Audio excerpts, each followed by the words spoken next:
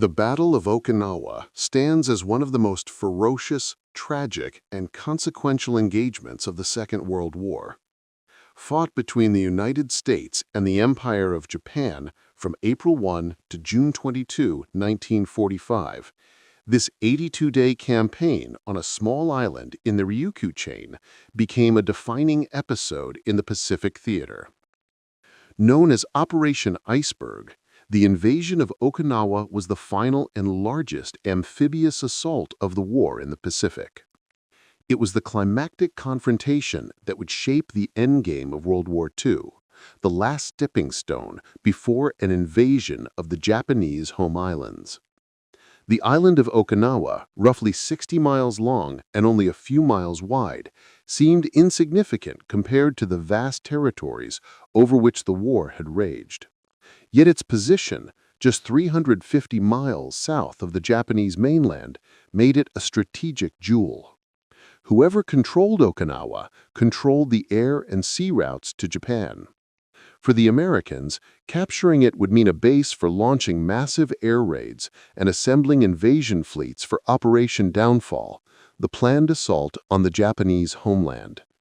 For Japan, holding it meant survival, the last line of defense before the Emperor's sacred islands. But Okinawa was not just a military objective. It was home to hundreds of thousands of civilians, farmers, fishermen, families who had lived in peace for centuries, largely isolated from the mainland's militarism. When war came to their shores, these innocent people found themselves trapped between two titanic forces. In many ways, the Battle of Okinawa was not only a clash between armies, but a human catastrophe of staggering proportions. Nearly one-third of the island's population perished. Entire villages were wiped out.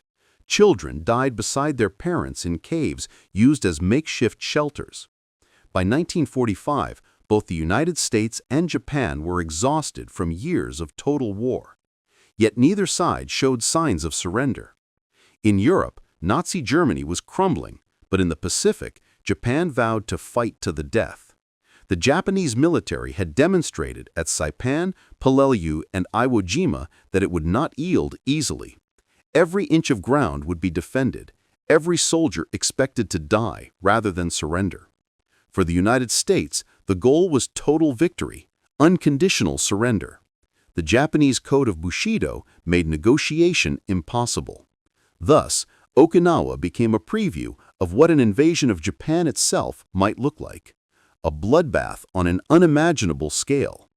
When the American forces under Lieutenant General Simon Bolivar Buckner, Jr. approached the island, they faced one of the most formidable defensive networks ever constructed. Japanese General Mitsuru Ushijima and his deputy, General Isamu Cho, had prepared intricate lines of bunkers, caves, and tunnels stretching across the island's southern ridges. Rather than confronting the invaders on the beaches, they lured them inland into a deadly war of attrition. This strategy was deliberate. The longer the Japanese could hold out, the more they could inflict casualties and perhaps force the Americans to reconsider invading the mainland. The battle that followed was a storm of fire and steel. Over 1,300 U.S. ships participated, including 40 aircraft carriers and 18 battleships, the largest naval armada ever assembled. Waves of Marines and soldiers landed under relentless artillery fire. Above them, kamikaze pilots hurled their planes in suicidal attacks that sank or damaged more than 30 American ships. On land, the fighting degenerated into a brutal, mud-choked stalemate. Rain turned the battlefield into rivers of blood and filth. The smell of decay hung over the hills for weeks. War correspondents described Okinawa as hell's own doorstep. Men who had survived earlier campaigns said nothing compared to the horror they witnessed here. The psychological toll was immense. Sleepless nights, constant shelling, and a sight of comrades torn apart. For Japanese troops, the experience was even worse. Trapped underground with dwindling food and water, they endured bombardments that shook the very earth. Many chose suicide over capture, sometimes by hand grenade, sometimes by leaping from cliffs into the sea. As the battle dragged on, civilians suffered beyond measure. Japanese propaganda had warned them that Americans were monsters who would rape and kill indiscriminately. Terrified families fled into caves where suffocating smoke, hunger, and disease awaited. Some were forced by Japanese soldiers to commit mass suicide rather than surrender. Others were killed by stray artillery or mistaken for enemy combatants. The island's once green hills were transformed into barren wastelands of corpses and twisted metal. By the time Okinawa finally fell in late June 1945, more than 12,000 Americans were dead, 36,000 wounded, and nearly 100,000 Japanese soldiers had perished. Civilian casualties were catastrophic. Estimates range from 100,000 to 150,000 dead. The island was left in ruins, its cities flattened, its people shattered. Yet amid the devastation, Okinawa offered the United States a grim but vital foothold for the next stage of the war. It also offered a sobering lesson.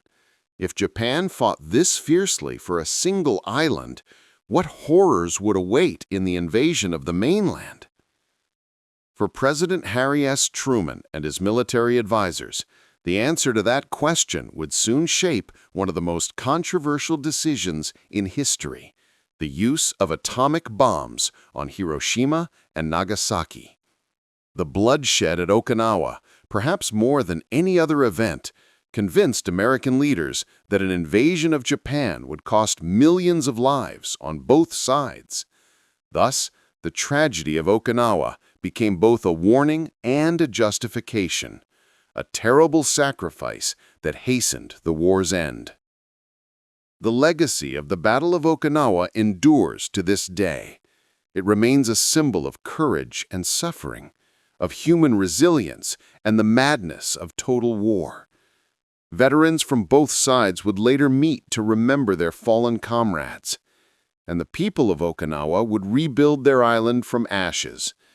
But beneath its modern beauty lies the memory of 1945, an island drenched in blood, where the fate of nations collided and the world glimpsed the true cost of peace. The road to Okinawa was paved with years of relentless combat across the Pacific. Since the attack on Pearl Harbor in December 1941, the United States had been locked in a brutal island-hopping campaign against the Japanese Empire. Each step brought the Allies closer to Japan, but at a terrible cost. By early 1945, the Americans had captured the Philippines, Iwo Jima, and countless smaller islands, yet Japan still refused to surrender. Okinawa's importance stemmed from geography.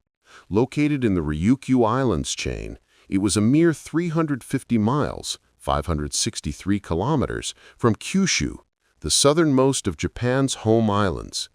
Its proximity made it an ideal staging ground for Operation Downfall, the Allied invasion of Japan itself. American strategists understood that control of Okinawa would allow them to dominate the East China Sea, blockade Japan, and launch sustained air raids on major industrial and population centers. The island's airfields and harbors could serve as a launchpad for over 1 million troops who would participate in the final invasion. For Japan, however, Okinawa represented the last bulwark, the final defensive wall between the Allied forces and the Imperial homeland. The Japanese government and military command realized that losing Okinawa would expose the mainland to direct attack. Thus, it was to be defended at all costs. General Mitsuchu Ushijima, commander of the 32nd Japanese Army, was tasked with holding the island for as long as possible. He was an experienced and disciplined officer, known for his calm demeanor and sense of duty. Yet he faced an impossible situation: overwhelming American firepower, dwindling supplies, and a desperate civilian population. The Japanese High Command had already witnessed the devastating consequences of previous battles. At Saipan, 1944, Japan lost more than 30,000 troops and thousands of civilians in mass suicides. At Leyte Gulf, the Imperial Navy was effectively destroyed, and at Iwo Jima, 21,000 defenders fought to the death, inflicting heavy casualties on the Americans, but achieving little strategic gain. By 1945, Japan's air force was crippled, its navy shattered, and its industry in ruins. The empire was bleeding, but its leaders refused to accept defeat. Emperor Hirohito's advisors believed that if Japan could make the U.S. suffer catastrophic losses on Okinawa, perhaps Washington would agree to a conditional peace instead of demanding unconditional surrender. In preparation for the invasion, the Americans launched an intense bombing campaign. From late 1944 through early 1945, B-29 Superfortress bombers based on the Mariana Islands pounded Okinawa and the surrounding Ryukyus. Naval bombardments further softened Japanese defenses. Still, the Japanese dug deep, literally. They constructed vast networks of caves, tunnels, and underground command centers, some capable of housing entire battalions.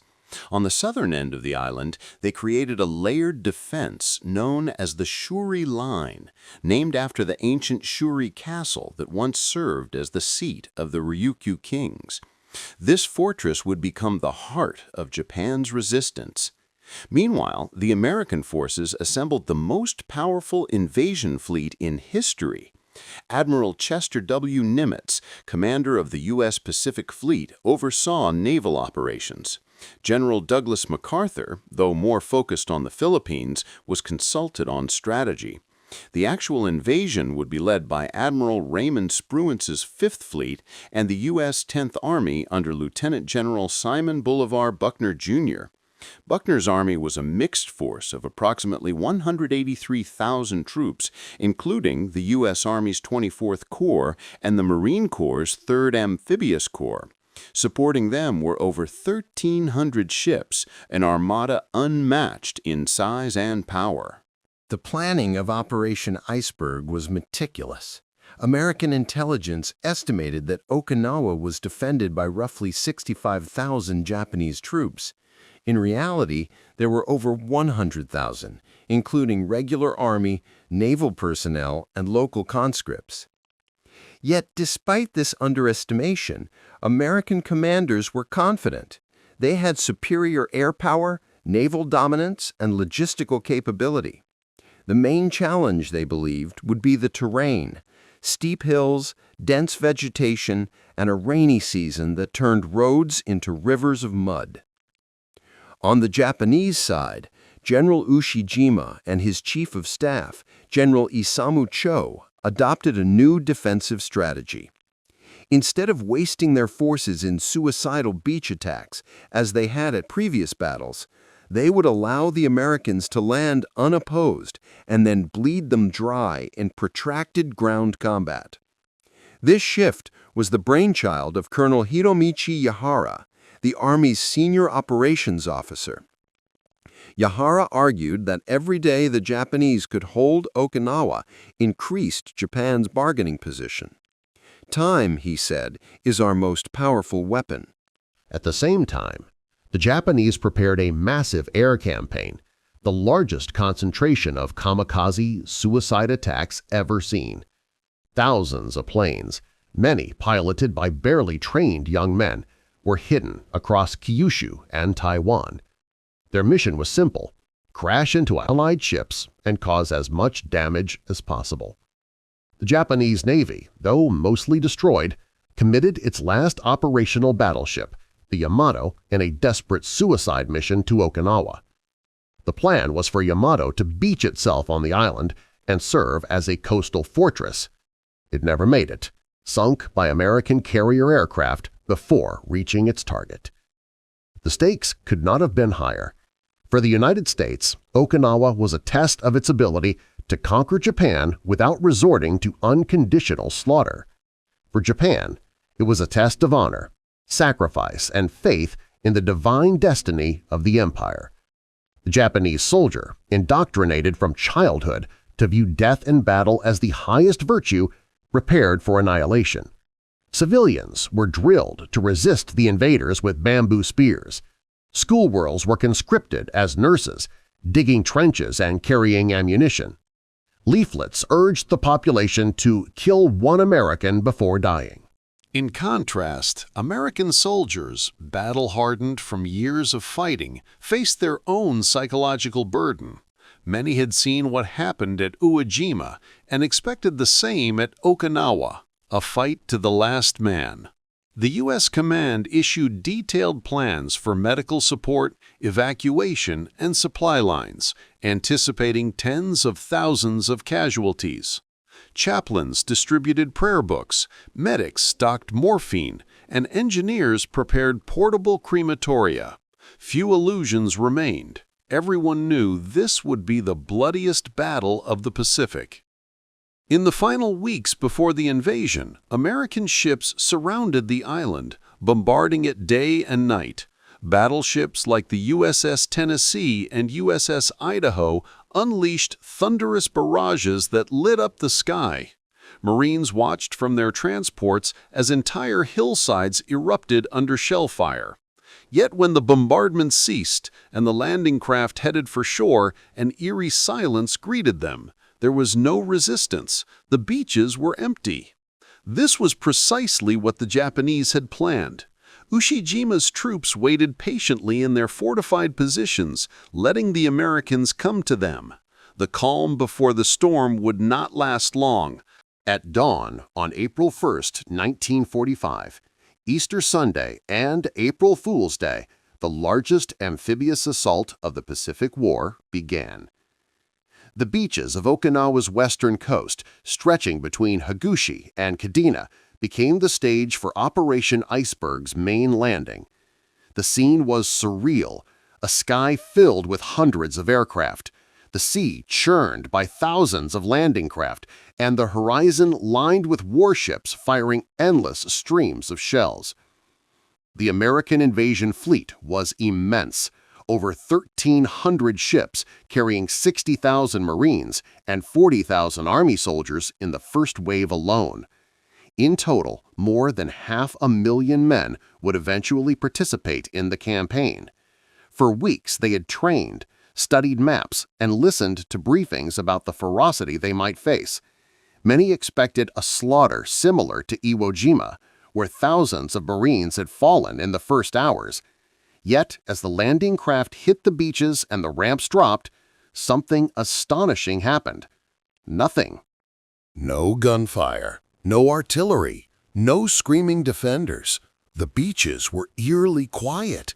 The Marines and soldiers of the U.S. 10th Army moved ashore unopposed, their boots sinking into the sand as they scanned the cliffs for movement. The silence was so complete that some thought the Japanese had abandoned the island. Others feared a trap, and they were right. By nightfall, the Americans had achieved a nearly perfect landing. 4 divisions spread rapidly across the western plain, seizing Yantan and Kadena airfields within hours. Bulldozers moved in immediately, preparing runways for American aircraft. Engineers began unloading supplies, tanks rolled inland, and radio operators set up communication lines.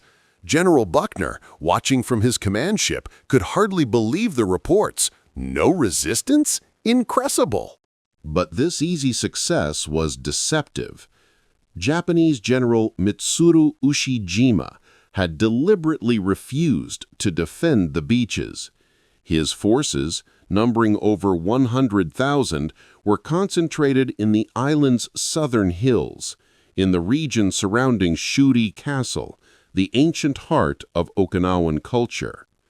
Ushijima intended to lure the Americans into the interior, where he could use the rugged terrain to neutralize their firepower. It was a strategy of attrition, death by 1,000 cuts. In the north, the U.S. 6th Marine Division pushed rapidly toward the Motabu Peninsula. They encountered light resistance from scattered Japanese outposts, mostly composed of poorly trained Okinawan conscripts. Within days, they captured Nago, the island's second-largest town. By April 20, the entire northern half of Okinawa was under American control.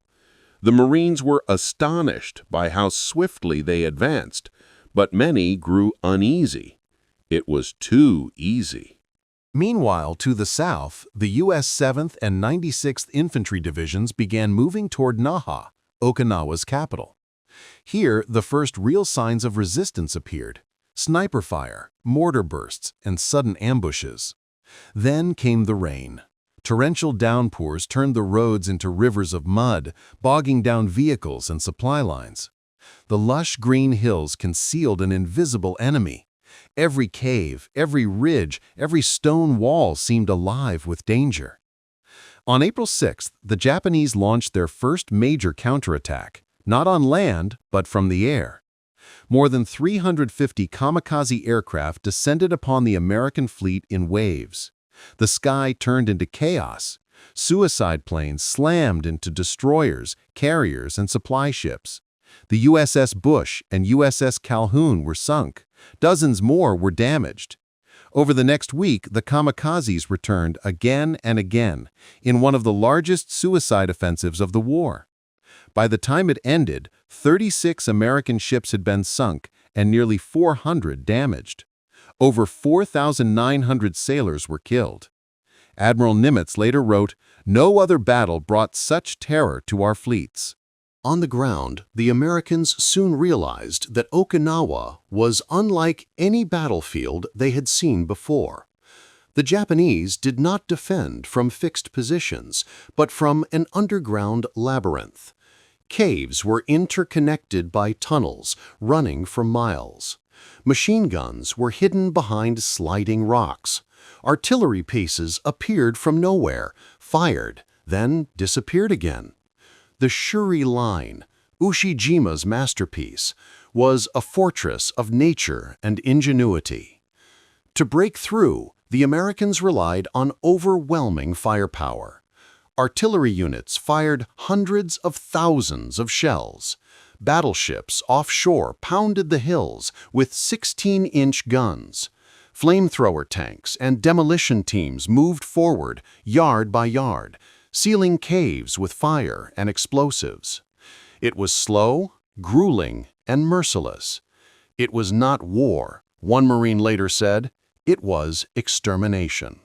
The psychological impact was devastating. Soldiers found themselves fighting an enemy who would not surrender. Japanese troops often feigned death, then detonated grenades as Americans approached. Wounded men sometimes exploded themselves rather than be captured. Every cave had to be cleared, every corpse suspected. The Americans learned to throw grenades first, enter later. By mid-April, the battle had settled into a grim routine. The Americans advanced a few hundred yards a day. The Japanese counterattacked at night. The rain never stopped. The mud was so thick that vehicles sank up to their axles. Supply lines faltered and disease spread. Dysentery, trench foot, and malaria plagued both sides. The stench of death filled the air. Rotting bodies, decaying horses, and the acrid smoke of burning caves. The civilian population suffered most.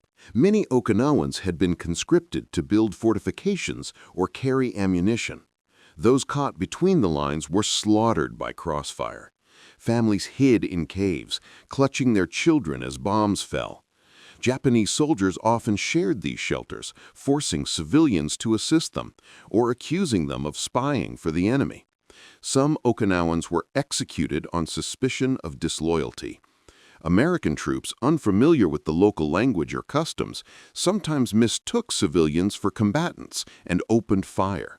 It was a war without mercy, fought on an island that became a graveyard. In late April, as the Americans closed in on the Shuri Line, General Ushijima launched a massive counterattack. Thousands of Japanese soldiers surged out of their tunnels, screaming "Tenno Heika Banzai," "Long live the Emperor." It was a suicidal charge. Machine guns and artillery tore them apart. The ground turned red. When the smoke cleared, the hills were littered with bodies. Ushijima's gamble had failed. From then on, the Japanese defense became purely defensive, a fight for survival. For the Americans, progress came at a terrible cost. Entire companies were wiped out in single assaults. The 77th Infantry Division, attacking the fortified Kakazu Ridge, lost hundreds of men in a single day. Tank crews called the ridges meat grinders. The Marines dubbed one hill Sugarloaf, where over 2,600 Americans fell in a week of fighting. By May, it was clear that victory would come only through annihilation. As April turned to May 1945, the Battle of Okinawa entered its most brutal phase. What had begun as a surprisingly smooth invasion had devolved into a nightmare of attrition, a slow, grinding advance through rain-soaked hills, fortified ridges, and death-filled valleys. The American troops of the 10th Army were closing in on the Japanese defensive heartland, the Shuri Line, an interconnected fortress that stretched across southern Okinawa like a wall of stone and fire. The Shuri Line was unlike anything the Americans had ever faced. Dug into coral ridges and limestone caves, it consisted of 3 major defensive belts, each layered with bunkers, pillboxes, and tunnel networks. The terrain itself favored the defenders. Steep slopes, narrow ravines, and dense vegetation turned every advance into a frontal assault. Every hill had a name and a price. The ridges had to be taken one by one, recalled a Marine sergeant, and every one of them was paid for in blood. From their positions around Shuri Castle, Japanese troops under General Ushijima and General Cho fought with astonishing discipline. They rarely exposed themselves to open fire, preferring to wait until the Americans were almost on top of them before unleashing devastating counterblows. Artillery pieces hidden in caves fired, then disappeared behind sliding steel doors. Mortar teams shifted positions constantly. Snipers operated from tombs and cliffs. The result was a nightmare of uncertainty. The enemy was everywhere, yet invisible. The U.S. command responded with overwhelming firepower. Battleships and cruisers offshore pounded the hills day and night. The USS Iowa, USS New Mexico, and USS West Virginia unleashed thousands of shells on Shuri's ridges, while land-based artillery fired so constantly that barrels glowed red-hot. Aircraft from nearby carriers bombed and strafed the area without pause. The entire southern half of Okinawa became a storm of flame and steel. Still, the Japanese held on. One of the bloodiest engagements occurred around Sugarloaf Hill, Horseshoe Ridge, and Half Moon Hill, 3 interlocking positions guarding the approaches to Naha. For 2 weeks in May, the U.S. 6th Marine Division assaulted these strongholds again and again. Every time they took a hill, Japanese troops counterattacked from tunnels, often emerging behind the Marines. The fighting was hand-to-hand, sometimes fought in pitch darkness inside smoke-filled caves. Flamethrowers roared, grenades exploded, bayonets clashed. "You didn't see the enemy," one Marine wrote. "You heard him breathing in the same hole." By the time Sugarloaf was finally captured on May 21, more than 2,600 Marines were dead or wounded, and the hill itself was little more than shattered coral and charred bodies. a war correspondent described the area as a landscape from another planet, smoking craters, the stench of decay, and flies so thick they formed clouds. Meanwhile, the Japanese command faced its own crisis. Supplies were nearly gone, ammunition was running out, and disease ravaged the underground bunkers. The once proud 32nd Army was now starving, filthy, and exhausted. Yet morale remained high, driven by the code of Bushido and the belief that death in battle was the ultimate honor. General Cho, fiery and impulsive, often urged suicidal counterattacks.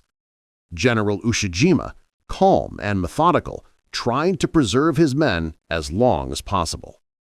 Their relationship became a tragic reflection of Japan's internal conflict between desperate fanaticism and doomed pragmatism. Above them, the skies raged with death. The Japanese Air Force, though shattered, continued to send waves of kamikaze pilots against the American fleet. Between late April and mid-May, over 1,500 suicide aircraft were launched. This was the peak of the Kikusui operations, 10 massive kamikaze assaults designed to destroy the invasion fleet. American sailors watched in horror as planes dove from the clouds, engines screaming, pilots chanting prayers before impact. Entire ships vanished in fireballs. The destroyer USS Brain was nearly cut in half.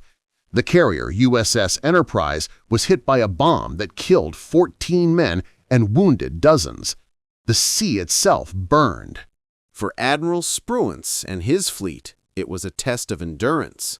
The anti-aircraft gunners became so skilled they could hit planes miles away, yet still, some got through. Radar picket ships, small destroyers stationed far from the main fleet, bore the brunt of the attacks. These floating sacrifices were meant to give early warning, but they paid dearly. Out of 101 radar ships, nearly half were sunk or crippled. Survivors described the experience as standing alone in the sky, waiting to die. On land, the Americans pressed forward relentlessly. The 77th Infantry Division took Ishimi Ridge. The 1st Marine Division seized Takeshi Ridge after days of brutal combat. Tanks, bulldozers, and flamethrowers worked together in a grim choreography, leveling caves, sealing tunnels, and burning out defenders. Casualties mounted on both sides. The rain never stopped, turning foxholes into swamps. Bodies floated in pools of water. Medical corpsmen worked day and night, performing amputations in the mud. Psychological breakdowns were common. Soldiers began talking to corpses, muttering prayers, or laughing hysterically at nothing. The smell of death clung to everything: uniforms, food, even dreams. Chaplains buried men between shell bursts, sometimes marking graves with ration boxes or helmets. One Marine wrote in his diary, "The world has shrunk to this hill. The only colors left are gray and red." Civilians caught in the crossfire continued to die in staggering numbers. Whole families were trapped between the opposing lines. Many Okinawans, deceived by Japanese propaganda, killed themselves rather than risk capture. Others were forced by soldiers to carry ammunition or serve as human shields. In some caves, mothers smothered their own infants to keep them quiet as American patrols passed nearby. The tragedy was beyond comprehension. Years later, survivors would remember the sound of the wind through the caves, like the voices of the dead still calling. By mid-May, the Shuri line was crumbling.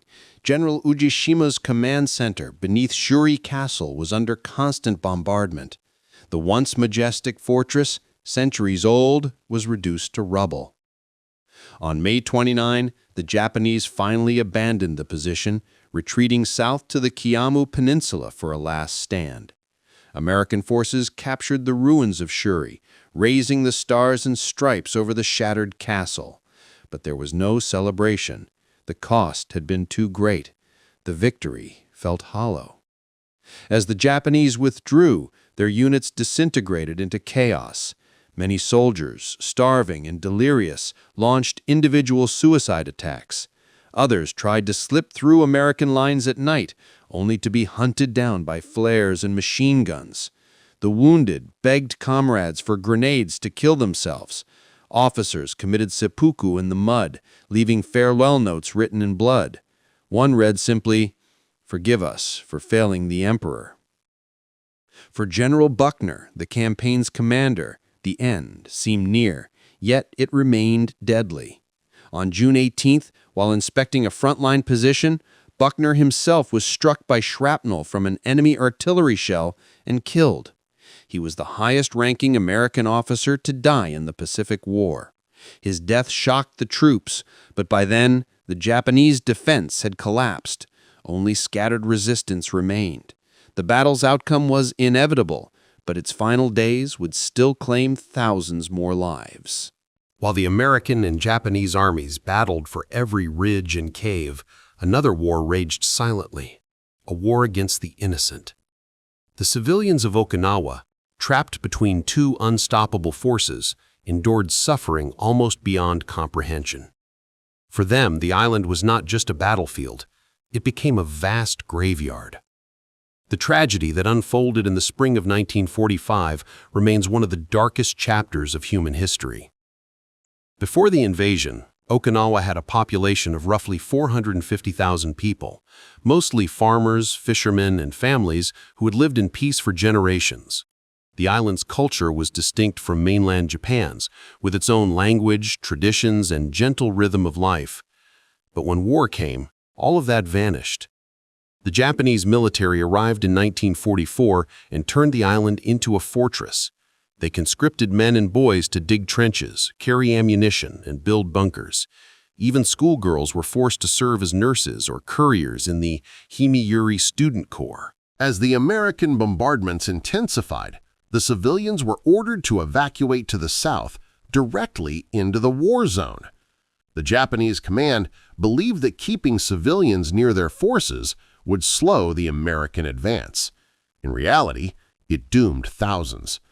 Families fled their homes, carrying little more than blankets and rice, only to find themselves caught under artillery fire. Those who sought refuge in caves soon discovered that these shelters were also used by soldiers as firing positions and command posts. The line between civilian and combatant blurred until it disappeared altogether. Inside the caves, the conditions were nightmarish. People huddled in darkness for weeks, suffocating from smoke and heat, tormented by hunger, thirst, and the screams of the wounded. There was no fresh air, no clean water, and no hope.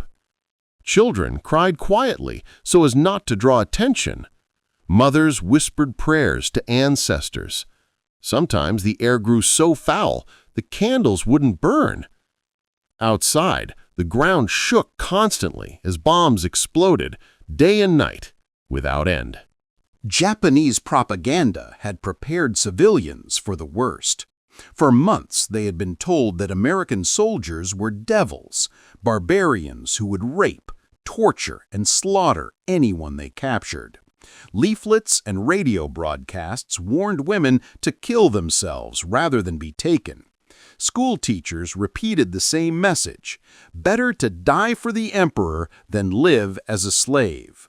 Many believed it. When the Americans approached, entire families drank poison, detonated grenades, or jumped from cliffs into the sea. The cliffs of Mabuni and Kunishi became scenes of collective suicide. Mothers clutching their infants as they leapt into the waves, fathers following with their swords drawn. American soldiers who witnessed these acts were horrified. Many tried to stop the suicides, shouting in Japanese, "Don't die! We won't hurt you!" Some ran to catch falling children. But fear was stronger than compassion. The years of militarist indoctrination had done their work. They were terrified of us, one Marine remembered. You could see it in their eyes. Absolute terror. The tragedy extended even to those who survived. Civilians who emerged from the caves often stumbled into American lines in shock, starving, filthy, and traumatized. Many carried white flags made from torn sheets. Some were treated by American medics, given food and water for the first time in weeks. Others were mistakenly shot in the chaos. The line between friend and foe had long since disappeared. Among the most heartbreaking stories were those of the Himyuri Student Corps, a group of 222 high school girls and 18 teachers conscripted to serve as battlefield nurses. They were between the ages of 15 and 19. Initially told they would help in hospitals, they instead found themselves tending to dying soldiers in underground bunkers, surrounded by blood, rats, and the stench of gangrene. They worked without anesthesia, cutting away rotting flesh with scissors, wrapping wounds in paper when bandages ran out. When the Shuri line collapsed, they were abandoned. Many died when American shells struck their caves. Others took their own lives rather than surrender. After the war, only 91 of them were found alive. The kamikaze pilots, Japan's divine wind, were another symbol of this tragic fanaticism. To the Japanese government, these suicide missions represented ultimate loyalty. To the world, they revealed desperation. Between April and June 1945, more than 1,900 kamikaze aircraft were launched against the American fleet. The pilots were mostly teenagers, barely trained, often flying obsolete planes filled with explosives. Before taking off, they were given a cup of sake, a headband with the rising sun, and a final letter to their families. Then they flew toward certain death. For many of them, the decision was not voluntary. Military officers and propaganda urged them to die for the emperor, portraying it as the highest form of honor. Some pilots wrote farewell poems. Others wept quietly in their cockpits. One young man wrote, "Mother, I go now to protect our land. Please forgive me for leaving you alone. When the cherry blossoms fall, think of me." When these kamikaze planes descended on the American ships, the effect was apocalyptic. Sailors described watching them dive out of the sun, engines howling, wings aflame. Some pilots missed and splashed into the sea. Others struck with devastating accuracy, turning destroyers into infernos. The ocean burned for miles. Bodies floated among the wreckage. The smell of burning flesh and oil filled the air. Yet for all their horror, the kamikazes could not change the outcome. The American fleet, though battered, endured. The psychological impact of these attacks was immense. For the American sailors, every hour was a test of nerves. Radar operators scanned the skies without rest, knowing that a single missed blip could mean death. Anti-aircraft gunners fired until their hands blistered. Many suffered what would now be called PTSD. It was like waiting for lightning, one sailor recalled. You never knew when or where it would hit. Meanwhile, Japanese commanders celebrated each successful strike as divine victory. Radio Tokyo proclaimed that the spirits of the fallen pilots were guiding Japan's destiny. But inside Okinawa's tunnels, reality was grim. The food was gone. Ammunition was nearly exhausted. The once mighty Imperial Army was reduced to starving men armed with spears. General Ujishima knew the end was near, but he refused to surrender. His soldiers would die where they stood, and the civilians, their own people, would die with them. By early June, the southern tip of Okinawa had become a scene of pure horror. The Americans advanced methodically, sealing caves with flamethrowers and explosives. Entire hillsides burned. The cries of the trapped echoed through the smoke. When the battle finally ended weeks later, the island was silent, a wasteland of ash and bone. In total, more than 100,000 civilians were killed, nearly one-third of Okinawa's population. The survivors emerged into a world they no longer recognized. Their homes were gone, their families dead, their culture shattered. They called it the Typhoon of Steel. Years later, historians would argue about whether Okinawa was necessary, whether its terrible cost justified its strategic value. But for those who lived through it, there was no debate. The battle destroyed not just an island, but an entire way of life. By mid-June 1945, the island of Okinawa had become a landscape of utter ruin. The once green hills were burned black, villages lay in smoldering heaps, and the stench of death hung in the humid summer air. American forces had fought their way south yard by yard, through minefields, caves, and mud, until only the southernmost ridges near Mabuni remained in Japanese hands. There, in a warren of tunnels, the remnants of General Mitsuru Ushijima's 32nd Army prepared for the end. The Japanese defenders were no longer an army in the traditional sense. Of the 120,000 men who had begun the battle, fewer than 30,000 remained able to fight. They were starving, exhausted, and cut off from supplies. Ammunition was so scarce that soldiers resorted to bayonets, bamboo spears, or even bare hands. Food consisted of weeds and insects scraped from the earth. Disease spread through the tunnels, and the wounded lay unattended in darkness, whispering for water that never came. Despite the hopelessness, discipline held. General Ujijima and his fiery chief of staff, General Isamu Cho, refused to surrender. To them, dying honorably was the last duty of a soldier of the emperor. When subordinates proposed surrendering to spare the civilians, Cho's temper flared. "You are young," he snapped. "You still dream of life, but for a soldier, death is duty." Ujijima, calm and soft-spoken, said nothing. He knew the truth. The battle was lost. But he would not live to see defeat. American commanders, too, understood the cost of victory. General Simon Bolivar Buckner, Jr., who had led the U.S. 10th Army since the beginning of the campaign, had seen his men suffer horribly. Nearly every day he toured the front, his jeep bumping along muddy roads under sniper fire. On June 18th, only days before the final Japanese collapse, Buckner stood observing enemy positions when a shell fragment struck him in the chest, killing him instantly. He became the highest-ranking U.S. officer killed by enemy fire during World War II.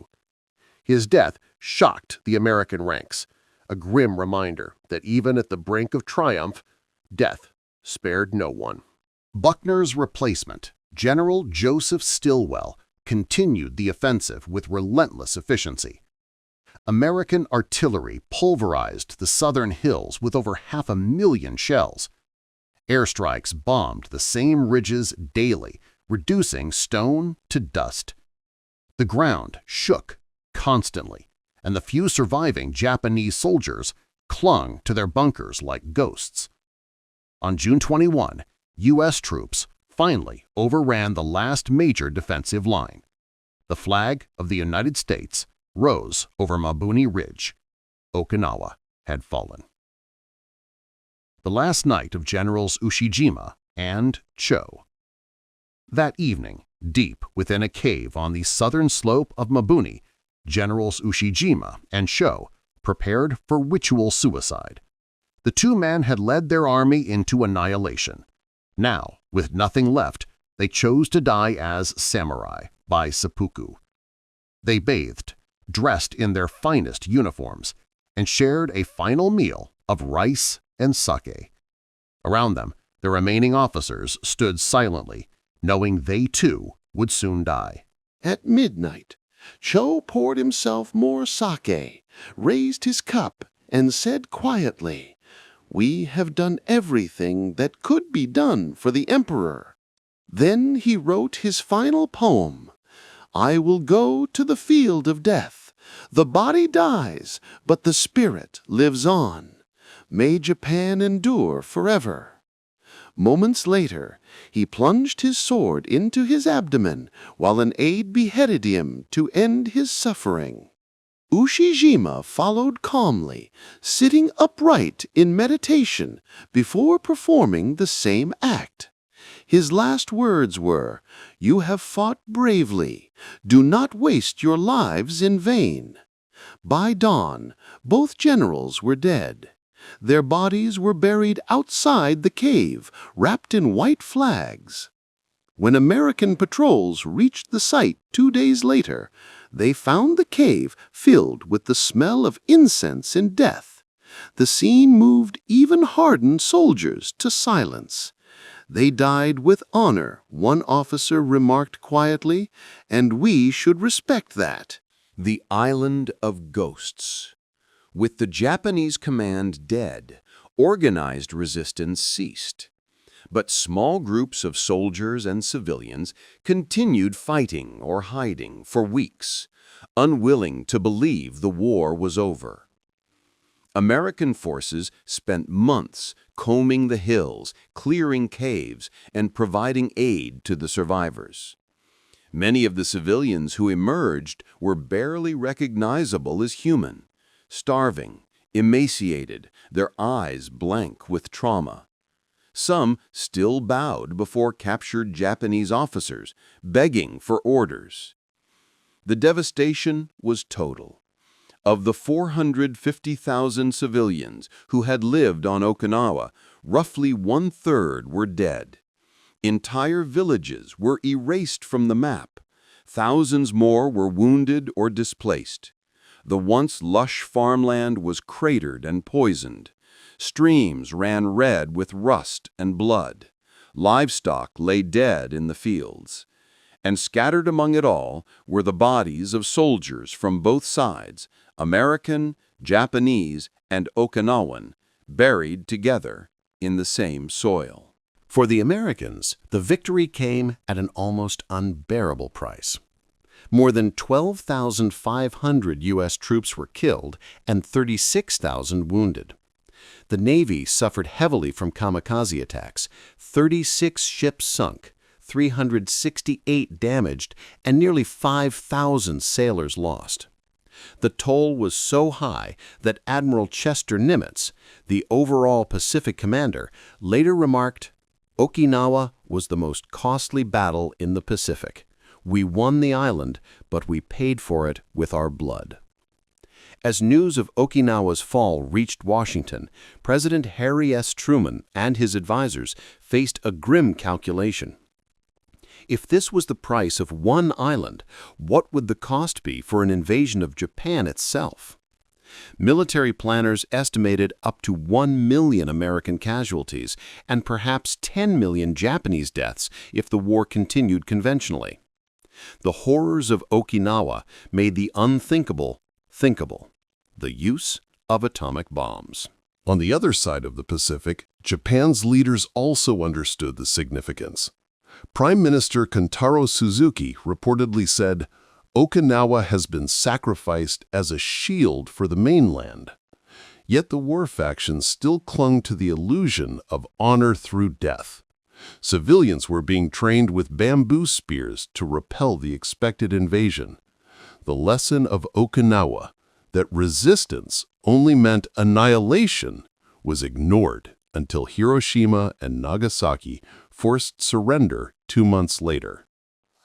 After the battle, American forces occupied Okinawa and began transforming it into a massive military base. The island became the linchpin of U.S. strategy in Asia, hosting thousands of troops, aircraft, and ships, a role it still plays today. For the Okinawan people, however, the scars never fully healed. Entire generations grew up among the ruins, haunted by memories of lost relatives and burned villages. Mass graves were uncovered for years, filled with the bones of unknown soldiers and civilians. Monuments now dot the island, bearing names in both English and Japanese. At the Peace Memorial Park in Mabuni, the names of more than 240,000 dead from both sides are inscribed on granite walls. Every June 23, Okinawans gather there to pray, to weep, and to remind the world that peace was purchased with their blood. The air grows still, and for a moment the ghosts of 1945 seem to breathe again among the sea breezes. The Battle of Okinawa changed not only the course of the war, but also the course of history. It showed the world that modern warfare could erase entire societies. It demonstrated that courage and fanaticism, no matter how noble or blind, could not overcome industrial firepower. And it proved that victory and tragedy can coexist, that the line between heroism and horror is sometimes indistinguishable. In the end, Okinawa was not just the last battle of the Pacific. It was a mirror held up to humanity, reflecting both its nobility and its madness. The soldiers who fought there, on both sides, carried out their duties with honor. But the island itself, scarred, silent, and eternal, stands as their true monument. Beneath its green hills lie the remains of farmers, pilots, nurses, and generals alike, all equal in death, all victims of the same storm. When American occupation forces left years later, they built schools where bunkers had been, and hospitals where caves once held the wounded. The people of Okinawa rebuilt their homes and their lives. Children played in fields that had once been minefields. Yet even decades later, farmers still unearthed rusted helmets and bones. Tourists now visit the beaches, unaware that the sand beneath their feet once ran red. A survivor once said, "Okinawa is beautiful again, but the earth remembers." That memory, carved into every stone and wave, remains the truest legacy of 1945. A warning to all generations that peace, once lost, can only be reclaimed through unimaginable pain.